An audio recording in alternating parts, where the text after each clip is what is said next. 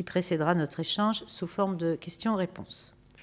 Je vous rappelle que l'article 6 de l'ordonnance du 17 novembre 1958 relative au fonctionnement des assemblées parlementaires impose aux personnes auditionnées par une commission d'enquête de prêter serment de dire la vérité, toute la vérité, rien que la vérité. Je vous invite donc, Madame et Messieurs, à lever la main droite et à dire « Je le jure ». Je vous remercie. Monsieur Lévy, vous avez la parole. Merci Madame la Présidente, merci de nous recevoir. Ce que je vous propose, c'est très rapidement de nous mettre d'accord sur les termes et sur le syndrome fibromyalgique, puis de vous donner un aperçu rapide des recherches qui sont menées à l'INSERM dans ce domaine, et également dans celui en raison de l'association des troubles avec les troubles du sommeil et sur les douleurs chroniques, et ce que représentent ces recherches à l'INSERM. Et ceci peut être effectivement une indication sur déjà les domaines de recherche et l'implication de l'INSERM dans ce domaine. Et puis les autres actions menées à l'INSERM, notamment en lien avec les associations de malades et sur l'expertise collective, où je pense qu'il y aura des questions, et sur les retombées éventuelles de ces expertises collectives que nous attendons. Donc sur le syndrome fibromyalgique, je suis désolé sûrement de répéter des choses qui ont dû déjà par certains collègues ou autres personnes auditionnées avoir été rappelées ici, c'est-à-dire que c'est un syndrome aujourd'hui sur lequel nous n'avons pas de marqueur précis diagnostique, qui est caractérisé par des douleurs diffuses, ressenties comme musculaires ou osseuses, et qui sont associées avec un retentissement important, des troubles du sommeil, des troubles fonctionnels, psychologiques et cognitifs, avec une prédominance à l'âge adulte et sur la population féminine. J'insiste sur l'absence de biomarqueurs, qui est évidemment un des problèmes sûrement aujourd'hui qui gêne le diagnostic et qui peut-être trouble aussi les différentes hétérogénéités sur l'identification de la prévalence, et qui peut être variable en fonction des études et que l'on peut estimer sur des études d'échantillonnage autour de 1,6% aujourd'hui. L'étiologie n'est donc pas déterminée. Les facteurs de risque importants sont le stress psychologique et physique, et le ressenti individuel est extrêmement important. Et je crois qu'une des implications importantes, en dehors du ressenti des troubles par les patients, c'est l'errance diagnostique liée à la difficulté, la répétition des examens, le risque de surmédicalisation et de traitement. Et malgré des critères des associations de rhumatologie, on voit que la difficulté diagnostique est importante. Sur les travaux menés aujourd'hui à l'INSERM, j'associerai donc les travaux sur les douleurs chroniques, le sommeil, les troubles du sommeil et puis le syndrome fibromyalgique. Aujourd'hui, nous avons 7 unités de recherche qui travaillent sur les douleurs chroniques à l'INSERM, avec des centres de recherche extrêmement importants et la mise en place d'un réseau sur les douleurs. Et pas plus tard que le 12 mai de cette année, un grand colloque associant les médecins, les associations de patients, les psychologues, s'est tenu sur la mise en place de ces réseaux avec des recommandations sur des actes de recherche. Et je crois que c'est important de prendre en compte aussi cet aspect de recherche sur la douleur chronique. Je peux revenir évidemment et on peut vous fournir le détail des unités INSERM et où elles sont situées sur le territoire. 6 unités de recherche travaillent sur le sommeil et ses troubles, et d'ailleurs elles sont parfois associées et les mêmes que celles qui travaillent sur les douleurs chroniques, qui montrent bien justement l'intrication de ces deux signes objectifs et qui sont importants dans la définition de ce syndrome. Et nous avons 7 équipes de recherche qui ont publié ou qui mènent des travaux aujourd'hui sur le syndrome fibromyalgique et sur des thématiques proches, et qui ont publié des articles importants dans les 5 dernières années. Je vais revenir sur ce bilan. Je veux signaler dans ces unités de recherche que la mise en place de cohortes de patients fibromyalgiques, qui va sûrement être une avancée importante sur le plan de la définition de ce syndrome et sur peut-être l'identification de biomarqueurs. Et beaucoup de ces équipes travaillent évidemment en association sur les troubles du sommeil et sur les douleurs chroniques. Donc là aussi, nous pouvons tout à fait vous fournir le nom des directeurs de ces unités. Au total, 146 personnes travaillent aujourd'hui dans 6 unités de recherche INSERM, donc sur une dernière notification en 2015, ce qui représente une masse salariale d'environ 9,6 millions d'euros en termes de chercheurs, de subventions d'État ou de données de masse salariale au niveau de l'INSERM. Je veux citer un centre d'investigation clinique qui mène des essais de traitement sur le syndrome fibromyalgique, qui est situé à Clermont-Ferrand, avec actuellement un essai randomisé en double aveugle, testant une molécule qui est un inhibiteur de recapture de la sérotonine dans le syndrome de fibromyalgie et donc sur lesquels nous attendons les analyses statistiques et qui est une des études importantes, et le médicament est le milnacipran. Donc voici sur les actions concrètes avec le nombre d'unités qui travaillent dans le domaine. Au total, si l'on regarde les publications qui ont été produites dans les différents domaines, troubles du sommeil, douleur chronique ou fibromyalgie, il y a respectivement près de 490 publications dans les troubles du sommeil, environ 520 sur les douleurs chroniques, sortant donc globalement en France, et sur la fibromyalgie, 82 publications qui sont recensées par notre analyse habituelle de la bibliométrie faite à l'INSERM. Au total, l'INSERM est associé à environ 30% de ces publications, dont certaines sont dans le top 10% des publications mondiales. Voici pour un bilan. Sur les autres actions, il me paraît important de citer les actions que nous menons à l'INSERM en association avec les associations de patients et le public, notamment les communications au niveau du grand public, avec un certain nombre de programmes associant les chercheurs qui accueillent les malades, les associations de malades, des publications de l'INSERM dans des magazines Sciences et Santé sur ce domaine, sur la douleur, qui ont été publiés, et puis des dossiers d'information que nous mettons à disposition du public.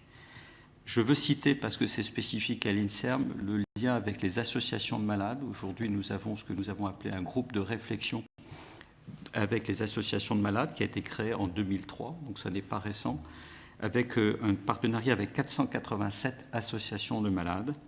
Et c'est la majorité d'entre elles, 3/4 d'entre elles, participent régulièrement aux différentes actions de l'INSERM.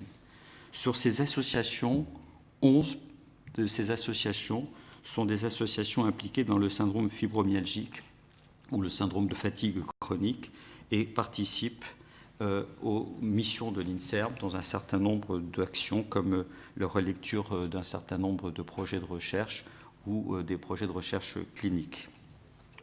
Et toutes ces associations ont été invitées au colloque et au séminaire dont j'ai parlé du 12 mai sur les douleurs chroniques. Donc voici pour les actions, je dirais, concrètes et qui associent donc des chercheurs, des unités de recherche dans les différents domaines jusqu'aux associations de patients. Peut-être je m'arrête là et si vous avez des questions plus précises, nous serons évidemment à votre disposition pour essayer d'y répondre. Merci. Je vais passer la parole à M. Carvalho. Merci, Madame la Présidente. Quelle appréciation portez-vous sur l'état de la recherche fondamentale et clinique sur la fibromyalgie dans notre pays par rapport à certains pays comme les États-Unis ou le Canada ou même d'autres en Europe? Faute d'autorisation de mise sur le marché européen de médicaments pour cette indication, les laboratoires pharmaceutiques ne semblent pas en faire une priorité. Ne revient-il pas à la recherche publique de prendre l'initiative d'augmenter notre effort de recherche sur l'étiologie et sur la physiopathologie de la fibromyalgie? Avez-vous financé ou identifié des travaux innovateurs récents dans ce domaine? Je vous remercie pour votre question. Comme j'ai essayé de le faire dans le bilan, vous avez vu que 6 ou 7 unités de recherche très spécifiquement travaillent dans le domaine des fibromyalgies, sans compter l'ensemble des équipes qui travaillent sur les douleurs chroniques et donc qui sont à l'interface ou sur les troubles du sommeil. Je crois que quand on regarde la place de la recherche au niveau français, évidemment, on peut toujours faire mieux. Et je crois qu'il faut essayer de comprendre les raisons pour lesquelles on a cette observation que peut-être les recherches ne sont pas à la hauteur peut-être de la demande sociétale et aussi de la demande des patients que l'on comprend parfaitement. Je crois que c'est la difficulté de la définition de ce syndrome. Et il faut peut-être se poser la question de qu'est-ce que nous devons mettre en place. Et là-dessus, je ne veux pas anticiper sur les conclusions qui sortira du rapport d'expertise, dont je pense qu'il va être un élément important si l'on prend en compte comment les autres expertises antérieures ont pu aussi stimuler des recherches et produire des recommandations.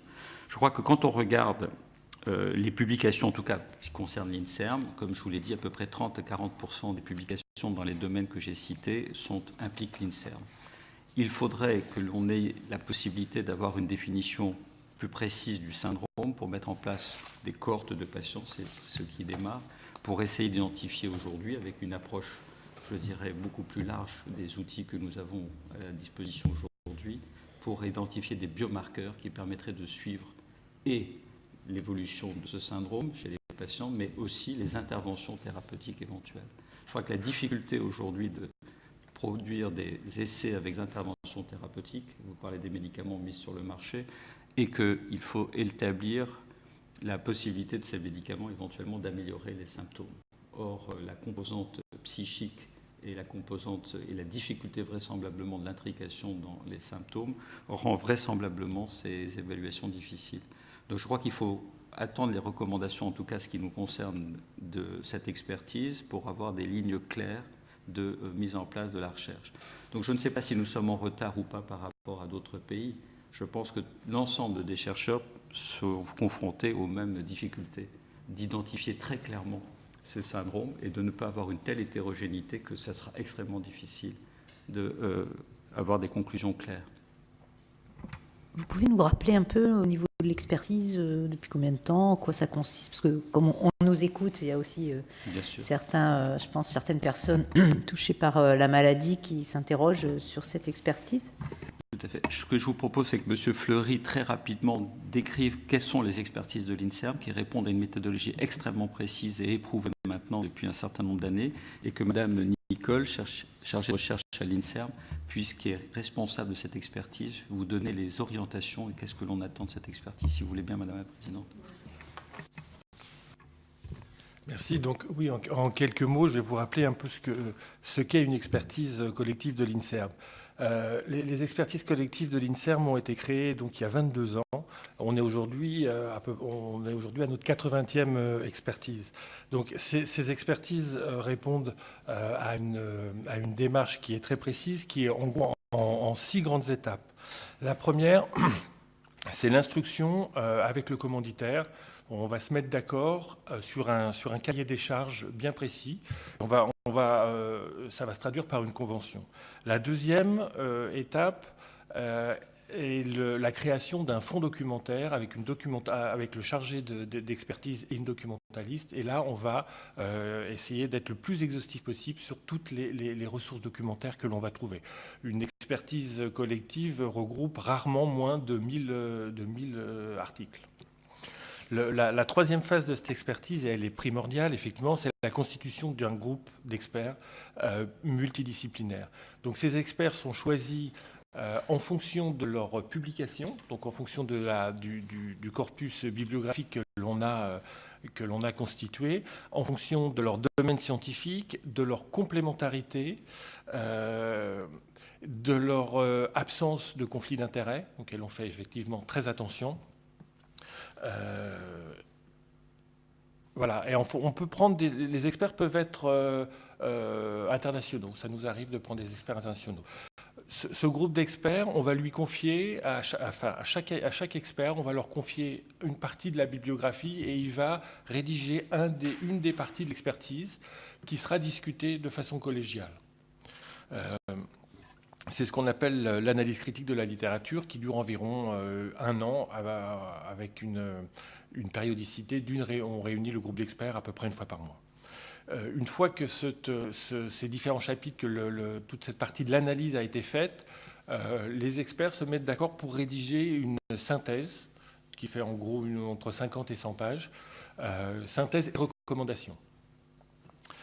Puis on a encore besoin de quelques mois pour publier cette expertise, la mettre en page avec un éditeur et la mettre à disposition du public. Voilà. Ensuite, pour organiser tout ça, on a mis au point un système de gouvernance avec la direction de l'ITMO de santé publique. On a mis en place un comité d'orientation stratégique qui regroupe différents acteurs de la santé publique pour qu'ils soient un petit peu au courant des expertises et comment ça s'organise. Chaque expertise a un comité de suivi spécifique pour qui se réunit 2-3 fois pendant l'expertise pour bien voir que l'expertise va dans le bon sens et que scientifiquement les choses sont bien suivies. Et puis en fait, l'expertise est globalement coordonnée par le pôle d'expertise collective dont j'ai la responsabilité. Ce pôle aujourd'hui se comporte d'un responsable, de 2 documentalistes et puis de 5 équivalents temps plein qui sont des chargés d'expertise comme Sophie Nicole.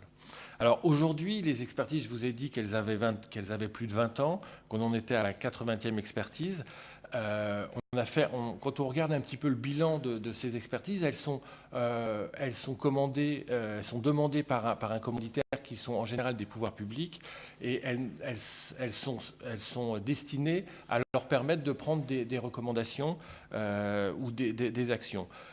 Là, si je prends une des dernières expertises, par exemple l'activité physique qui a été publiée en février 2015, c'est vrai que la CNAV s'en est beaucoup servi, beaucoup inspiré pour prendre ses référentiels, le référentiel équilibre par exemple.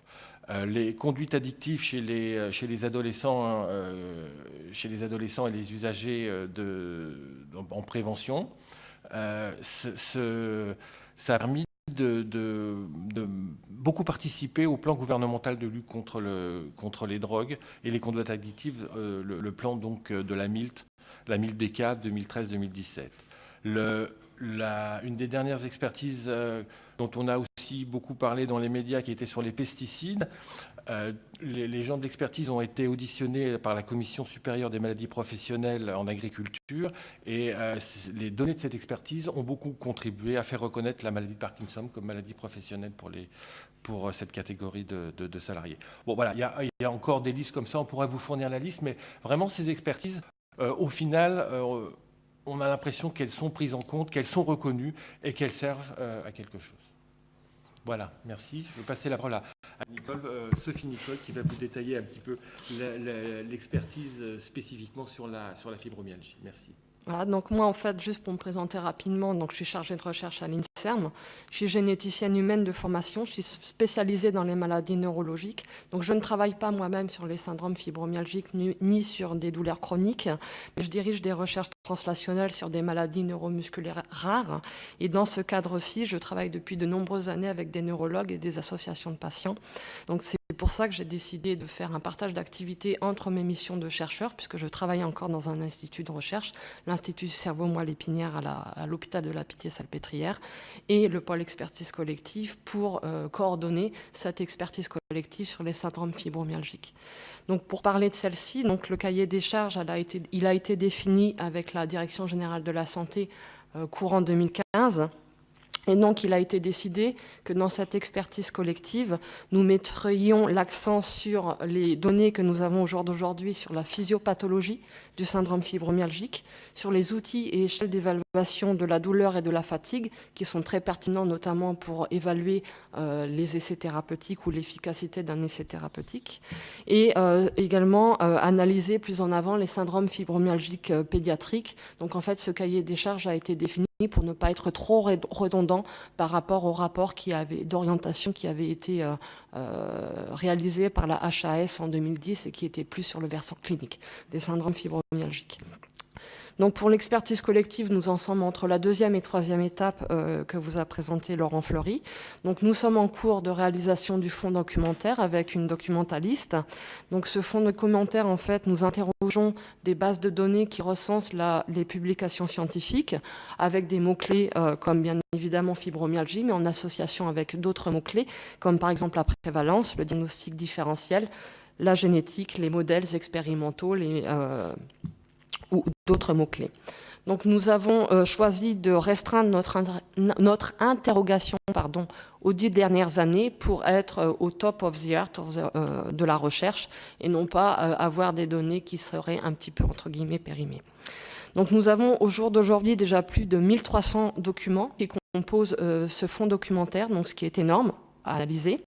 Sachant que nous n'avons absolument pas terminé, puisque nous sommes environ à la moitié de l'interrogation des bases de données.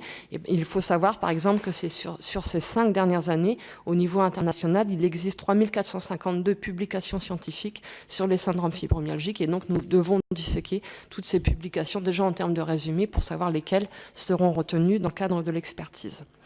Donc, nous avons déjà élaboré un programme scientifique qui reste provisoire puisqu'il sera affiné en fonction du fonds documentaire final. Donc, les 5 parties essentielles seront la première, enjeux sociétaux, économiques et individuels autour du syndrome fibromyalgique à l'étranger et en France.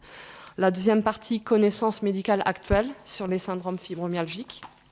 La troisième partie, physiopathologie du syndrome fibromyalgique. La quatrième, prise en charge médicale. Et la cinquième, syndrome fibromyalgique juvénile, notamment afin de déterminer si ce syndrome juvénile est le même ou pas que le syndrome adulte.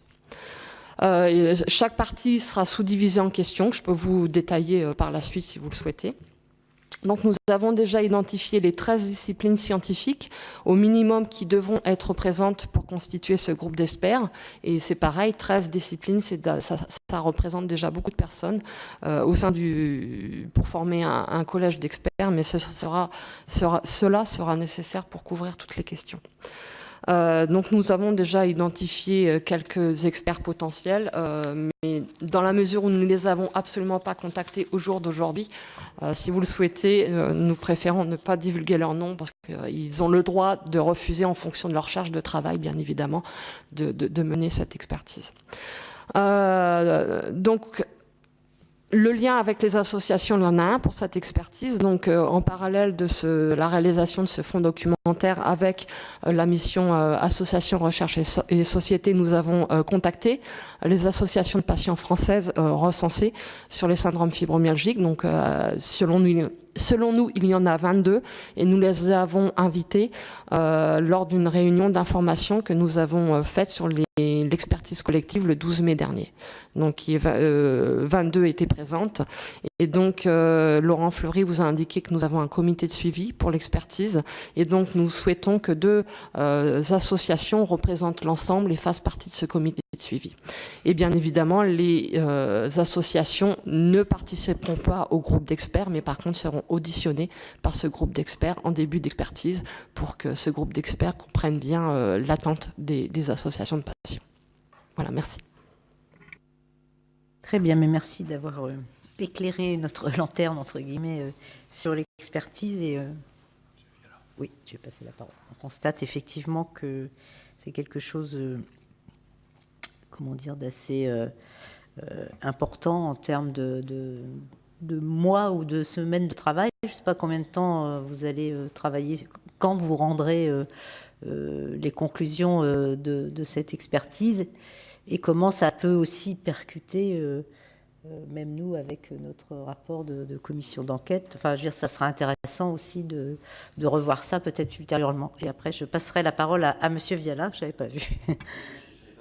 Ah bon ? Oui, sur le timing, c'est vraisemblablement début 2018. Vous avez vu que c'est un processus extrêmement long, d'analyse exhaustive, avec des recommandations, et pas simplement un bilan de l'état de l'art. Donc effectivement, il y aura un décalage par rapport à sûrement votre rapport. Enfin, ça n'a pas non plus les mêmes...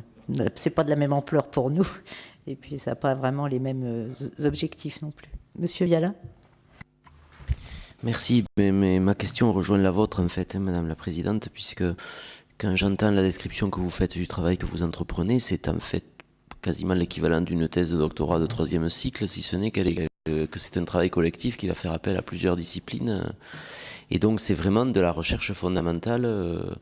Et moi ce que je voudrais savoir, c'est qu'est-ce qu'on peut espérer ensuite du passage de cette partie très théorique, conceptuelle, documentaire aussi, à de l'application concrète, qu'elle soit médicale ou qu'elle soit, pour ce qui nous concerne ici aussi, davantage en termes de reconnaissance sociétale, financière, des conséquences de ces troubles pour les gens qui en sont atteints, parce que en réalité, moi, au fur et à mesure que le travail de la commission d'enquête avance, je me rends compte de la nécessité qu'il y a à faire le travail que vous allez faire, puisque manifestement beaucoup de choses sont initiées dans différents réseaux et par différentes structures, mais il n'y a pas un collationnement groupé de ce qui est notamment des recherches. Mais en revanche, moi je repose une question que j'ai eu l'occasion de poser à plusieurs reprises ici. Quel sera le déclencheur d'une avancée concrète quand on se place du point de vue des patients, et vous, où vous identifiez le décideur ou l'instance qui va pouvoir permettre que ce que vous allez produire comme travail soit ensuite livré à une mise en œuvre très factuelle pour les gens qui sont atteints de ces troubles. Merci. Peut-être très rapidement, une partie vraisemblablement de la réponse. Ce n'est pas un travail de recherche fondamentale, pas du tout. C'est un travail qui a pour objectif de faire l'état des lieux, l'état de l'art, le confronter à l'ensemble des connaissances au niveau national et international, dans tous les domaines, et pas simplement de la recherche fondamentale, jusqu'à la prise en compte des associations et des demandes sociétales, et avec des recommandations. Et comme l'indiquait M. Fleury, un certain nombre de ces expertises collectives, parce que c'est dans les missions et dans les statuts de l'INSERM, ont servi aussi d'aide à la décision publique. Nous ne pouvons pas, nous, anticiper quelles seront la prise en compte, comme de ce rapport ou de l'expertise sur les décisions publiques, mais par contre, nous amènerons un certain nombre de recommandations qui vraisemblablement peuvent aider. Comme on l'a rappelé, par exemple, sur les précédentes expertises, elles ont même contribué parfois à non seulement des rapports, mais à de la prise en compte dans des articles de loi, notamment sur la loi santé, sur un certain nombre de recommandations fondées sur cette expertise. Donc ça n'est pas simplement une thèse de doctorat sur une recherche fondamentale, c'est vraiment d'aide à la décision publique. Quelles seront les décisions prises par rapport à cette expertise? Évidemment, il revient au pouvoir public. Nous ne pouvons qu'amener un certain nombre de conclusions, de recommandations. Je donne juste l'expertise collective, par exemple, sur reproduction et environnement, qui avait été une saisine du ministère de la Santé en 2011, a contribué à la réglementation et au rapport intermédiaire sur le bisphénol et a participé à la réflexion et à un certain nombre de prises de décisions publiques. Donc c'est ça, peut-être qu'on peut vous montrer certaines de ces expertises collectives aujourd'hui. C'est certainement de documents, mais il y a une synthèse et des recommandations dans chacune de ces expertises dont le décideur, ou les ministères, ou n'importe quel décideur public peuvent prendre en compte pour poser des recommandations, mais au moins sur une base collégiale, argumentée, avec une prise en compte globale de l'état de l'art, mais aussi des recommandations. Si je peux me permettre de compléter, en fait,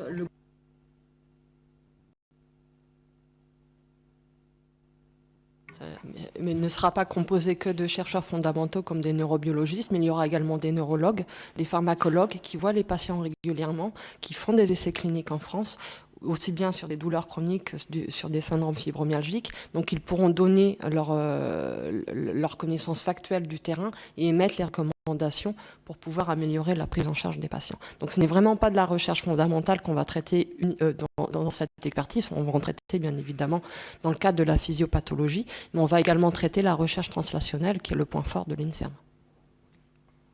Alors, Monsieur Reiss et puis Monsieur Viala pour une petite heure. Merci Madame la Présidente. Donc merci pour ce que vous êtes en train de nous dire de la recherche à l'INSERM. Et je suis très heureux de savoir que vous prenez vraiment cette fibromyalgie très au sérieux, puisque vous avez mis cette équipe sur ce sujet. On parle de 2,4% de la population française atteinte, c'est-à-dire environ 1,5 million de personnes, ce qui est quand même considérable. Là, vous venez de dire que vous êtes en train d'étudier syndrome juvénile, syndrome adulte, et voir comparaison, ce qui peut être fait.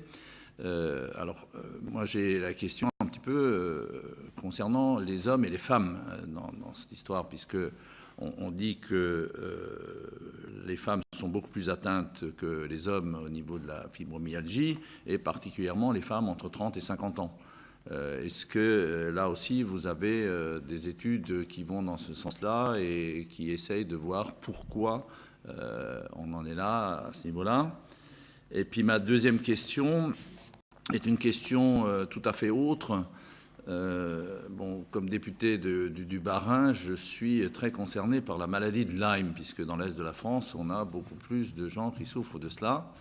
Et aujourd'hui, au niveau de la maladie de Lyme, borréliose de Lyme mal soignée, on parle souvent de fibromyalgie derrière, c'est-à-dire de maladies neuromusculaires inexpliquées. Et puis on se rend compte qu'il y a fort longtemps, il y avait peut-être une piqûre de tique à un certain moment qui a été mal soignée, mal prise en cause. Et bon.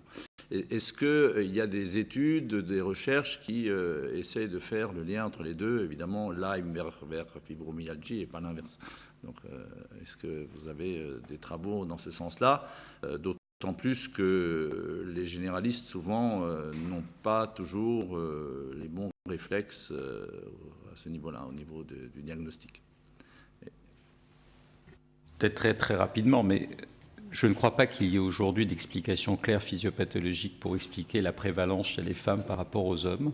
Et donc, c'est effectivement, vraisemblablement, des études à mener, mais encore une fois, on revient au problème majeur qui est l'absence de biomarqueurs ou de diagnostic précis pour être sûr d'avoir une classification précise de ce dont on parle. Mais il semble que dans les études d'échantillonnage, effectivement, la prévalence féminine soit clairement établie dans différentes études. Et c'est ce qui ressortira sûrement aujourd'hui dans l'expertise que nous conduisons. Sur le lien aussi entre un événement déclencheur et le syndrome fibromyalgique, et notamment maladie de Lyme et syndrome fibromyalgique, il n'y a pas aujourd'hui de relation claire et précise, même si les symptômes peuvent être partagés. Et c'est justement une des difficultés, c'est que par des symptômes qui ne sont pas spécifiques, d'avoir aujourd'hui une interaction entre plusieurs pathologies qui, certaines peuvent avoir évidemment leur cause, comme la maladie de Lyme, où on sait très bien quel est le vecteur et qu'est-ce qui l'induit, et éventuellement des symptômes qui ne sont pas partagés. C'est pour ça qu'au début de mon intervention, je ne souhaitais pas uniquement prendre le mot clé fibromyalgie, mais douleur chronique, trouble du sommeil, et on pourrait éventuellement même l'étendre, évidemment en évitant d'avoir une confusion. Donc l'absence de signes spécifiques et de marqueurs particuliers et spécifiques de la maladie pourrait éventuellement donner l'impression ou ouvrir des champs plus larges sur le terme d'étiologie. Mais aujourd'hui, nous n'avons pas de lien direct et les deux problématiques sont évidemment des problématiques que nous prenons en compte à l'INSERM et nous remettons justement à la DGS à la fin de ce mois-ci une première piste d'orientation sur la recherche sur la maladie de Lyme, puisque nous avons aussi fait le bilan, de la même manière qu'on vient de le faire, des études et des équipes impliquées dans la maladie de Lyme, qui sont beaucoup plus larges, et avec des propositions de recherche au ministère de la Santé. Merci. Monsieur Viala. Merci. Je voulais juste une précision sur les autres études dont vous montrez un exemplaire ici. Est-ce que lorsque vous êtes saisi donc d'une demande d'étude, il y a dans la lettre de commande une présupposition sur l'attendu du rendu? Est-ce que, par exemple, sur le bisphénol, est-ce que la commande consistait à démontrer qu'il fallait interdire le bisphénol, j'imagine, des biberons ou pas du tout? Voilà, et je me doutais un peu de la réponse, mais peut-être d'ailleurs j'ai manqué cet épisode de votre propos introductif, je m'en excuse. Est-ce que vous pouvez me dire comment a été formulée la commande par rapport à l'étude collective que vous engagez sur la fibromyalgie? Ou le redire si vous l'avez déjà dit, je m'excuse. Je pense qu'il y a une lettre de saisine pour la fibromyalgie qui est de la DGS, et c'est la première étape dont vous parliez sur la mise en place d'un cahier des charges sur justement les attendus de la mission. Car effectivement, ça n'est pas simplement, je suppose, dans la lettre, faire une expertise sur la fibromyalgie, mais il y a dans le cahier des charges et l'établissement du cahier des charges un certain nombre d'orientations qui sont discutées avant de démarrer le processus. Peut-être M. Fleury donner quelques... Oui, tout à fait. Non, il y a une demande de saisine et ensuite il y a cette première phase qui peut être parfois assez longue, plusieurs mois en tout cas, où on se met bien d'accord sur les attendus un petit peu des choses, mais de façon très générale. Ensuite, c'est les chercheurs qui décident. Et une des particularités de ces expertises, c'est que ce sont les chercheurs eux-mêmes qui écrivent leurs chapitres et qui sont libres. Nous, on est là juste pour coordonner un petit peu les choses. On les laisse complètement libres par rapport à d'autres agences qui font appel à des experts, mais qui s'approprient quelque part leurs données. Là, ce sont eux qui écrivent et évidemment qu'ils sont très attachés, et nous aussi, à cette liberté. Donc, c'est eux qui décident qui vont écrire et il serait difficile d'essayer de les pousser dans une direction ou dans une autre. Et ça ne serait pas souhaitable, évidemment. Merci. Oui, il serait intéressant qu'on puisse avoir connaissance du cahier des charges si si ça ne relève pas du secret professionnel. Mais je pense Et que je voulais aussi savoir si, justement, dans ce collège d'experts, vous intégriez des personnes qui sont pas dans la recherche ou dans le milieu médical, mais plutôt dans les conséquences sociales de ce syndrome, parce que ça, nous, au niveau de la commission d'enquête, et je pense que les associations vous diraient la même chose, c'était très prégnant, c'est-à-dire que sur la vie de tous les jours, sur la vie de famille, sur la vie professionnelle, sur la vie de couple, ce syndrome a énormément de conséquences. Et il serait intéressant de savoir si justement les experts pourraient partager aussi voilà, ce genre d'analyse. Et une dernière interrogation aussi, pour ce cahier des charges, on nous a beaucoup parlé ici de la formation des médecins généralistes, donc la médecine de premier recours, des médecins fibrosceptiques, des patients qui ne sont pas écoutés, qui vont être pendant des années dans l'errance médicale. Pour eux, c'est évidemment très difficile à vivre. Et pour la société, il y a aussi un coût de remboursement d'un tas d'examens, etc. Donc savoir si dans vos recommandations, il peut y avoir celle d'une meilleure formation des étudiants en médecine. Voilà, un petit peu en vrac toutes les questions. Donc effectivement, en fait, dans le collège d'experts, il y a un économiste de la santé et un sociologue qui sont prévus pour pouvoir analyser cette question. Parce qu'en fait, nous écoutons les auditions, nous avons vu les questions qui ont émergé, donc on module également l'expertise en fonction de cette commission parlementaire. Nous avons également prévu dans le collège d'experts d'avoir un médecin généraliste ou un médecin interne qui puisse analyser la littérature qui, j'espère, existera sur cette relation entre difficultés de prise en charge des syndromes fibromyalgiques par les médecins généralistes de par une méconnaissance de cette pathologie. Donc j'espère qu'on pourra analyser cette question, sachant que tout repose quand même sur l'existence d'une littérature grise ou d'une littérature scientifique qui permette de l'analyser, faire émerger les questions, les réponses qu'on a, les réponses qui manquent et donc les recommandations. Si je peux juste préciser sur les 5 axes de cette expertise qu'a cité Madame Nicole, une des premières questions transversales à ces axes est quelles sont les conséquences d'un syndrome fibromyalgique sur la qualité de vie du patient et de ses proches. Donc vous voyez que la question, en tout cas, veut questionner ce que vous...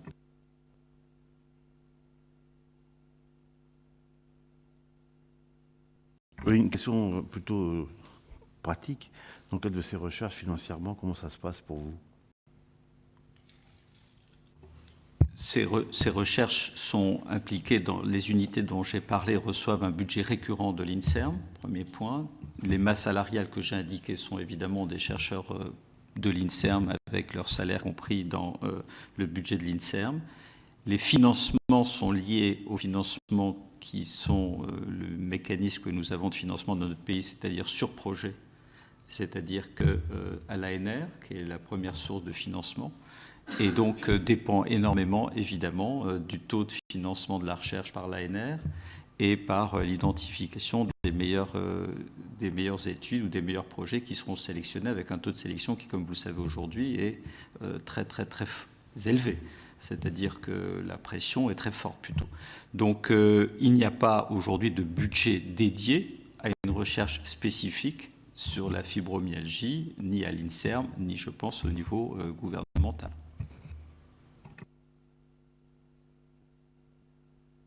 Bien, si on n'a plus d'interrogations, c'est vrai qu'on va suivre, enfin, si tant est qu'on puisse suivre vos travaux. En tout cas, je pense que ça va avoir beaucoup d'importance pour tous ceux qui aujourd'hui attendent des réponses. Je ne sais pas si on pourra leur en apporter à tous. En tout cas, je vous remercie d'avoir participé à notre commission d'enquête.